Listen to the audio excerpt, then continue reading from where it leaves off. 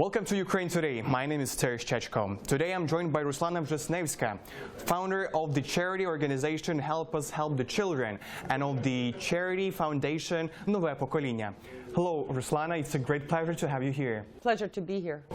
So you're creating many projects concerning helping kids in Ukraine. So tell us more about the mission of those organizations. Help Us Help the Children started almost 25 years ago at a time when my husband and I came to Ukraine and we realized we were going to adopt our fourth child, and we decided to adopt from Ukraine. At that point we realized the condition that the orphanages were in, and it was not pretty. Let's put it bluntly. And we decided that after adopting our child that we have to really help the situation in all the orphanages. That's the beginning of Help Us Help. Since then it has grown into a huge organization both in Canada and as Nove Pokolinnya in Ukraine. We have many volunteers from Canada that come every summer and every winter, young, either from the diaspora Ukrainian volunteers, and we have a lot of Ukrainian volunteers from Ukraine and also the States that come to work with children in Ukraine. So if you in particular talk about the projects you're making in Ukraine, so what they regard to? Okay, so originally the project started with humanitarian aid routes in the 90s. As we progressed with the humanitarian aid routes, we realized that a lot of the children require more than just aid, that they actually need some mentoring. They need to learn life skills. So we created a life skills program in terms of camps, summer camps in the mountains in Ivano-Frankivsk, where we found that it's a very serene kind of environment. And in winter, we also do winter camps. Aside from that, we have a scholarship student program. We also have an ATO widows program for their children. And we now also have a PTSD program for families that, for the boys that were on the front lines. So your organization has been working since 1990s. Yes. And you've probably helped a lot of kids in Ukraine. So do you have any count or something like that? How in general how many kids you help in Ukraine? Through the camps over the years, because summer camps started in '96, an average of 200 to as many as 400 children attend these summer camps. In winter, it's usually an average of 100 children that come to camp. Over the years, it's been over 10,000 children that have gone through our camps. Many of the first generation orphan children that are now young adults in their late 20s, early 30s, have now come back as volunteers to help with the third generation of orphan children in Ukraine. So when kids finish those camps, yes, do you trace the further story of those kids? Who are they after those camps?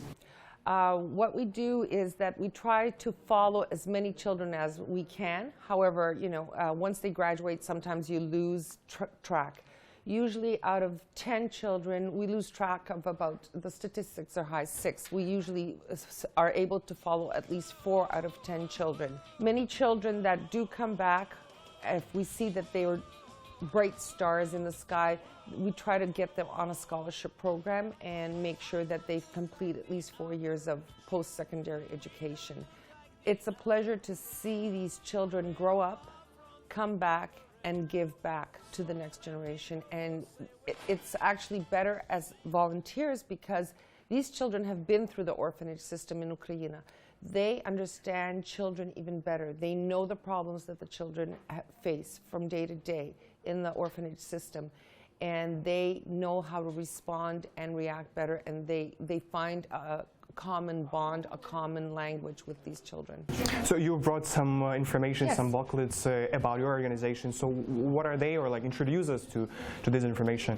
So every year before camp, we do what's called a збірка таборових матеріалів. So this year's camp was called Folklorні мандри. What that means is that we have workshops that have floristika, pisankarstvo, which is Easter egg painting. We do бойовий гопак, which is a form of Ukrainian martial arts. We do hikes every day. We teach the kids their rights as human beings, as children that were in the orphanage system. So we have lawyers come. We have this year they also learned first aid. We had Patriot Defense come, thanking Ulana Soprun and Marco Soprun, and they taught all the kids first aid. Remember that the orphan children come from all different areas of Ukraine. We have children coming from the east, from the west, from the north, and unfortunately we've lost Crimea, but we have a lot of kids that do come from like even the front line areas. So we thought it would be very important for them to also learn first aid, because in a time of war, it's very important. So you're as a representative of Ukrainian diaspora in Canada. In what other way Ukrainians living in Canada help Ukrainians and Ukrainian kids there? We also have a widows program that we do, because many of the children have lost either their fathers or sometimes even their mothers.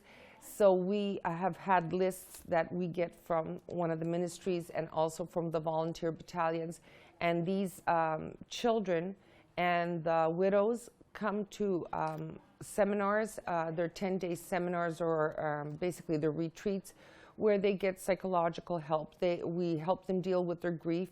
We try to get them back on track, that life goes on even after death. And we give them support. And so we have this kind of a program. And then we also have a post-traumatic stress program for soldiers with their families, because it's very difficult for soldiers to adjust once they've come back from war, and it's difficult for the family to adjust. So we also have that. So what about your future plans? The future plans is up to the next generation of volunteers. There's a lot of Ukrainian diaspora volunteers that come from Canada and the States. They're all now younger. They're taking over their organization. We've done our part. We're kind of consulting, but the next generation is taking over, as are a lot of the kids that went through the system. They come in as volunteers. As a matter of fact, our director of Nove Pokolinnya is a child that had been at our summer camps. Of our project is the fact that there's a lot of young Ukrainian Canadians or Canadian Ukrainians that come to Ukraine, meet people basically their own age. They also get an affinity and a love for Ukraine when they come here and work as volunteers at our camp. So it also does a lot of good, positive good for children to be able to, well, for young adults to now be able to connect with Ukraine, not just through books or through school in the diaspora or in Canada, but actually physically come here, and hopefully they will also take over. And the final question, you help many people, you help the Ukraine in general. So do you think you're a happy person being able to give this support, for giving help to people who need it? I think the proudest moments are when I see children that I knew were on where they were on one point of their life that they could have gone one way or the other, and I know that they've taken the right step, and that it was because of camp or our support, and they come back with their families or a wife and their children, and they're grateful and basically say to us that, yes, if it weren't for you, God knows where we would have been.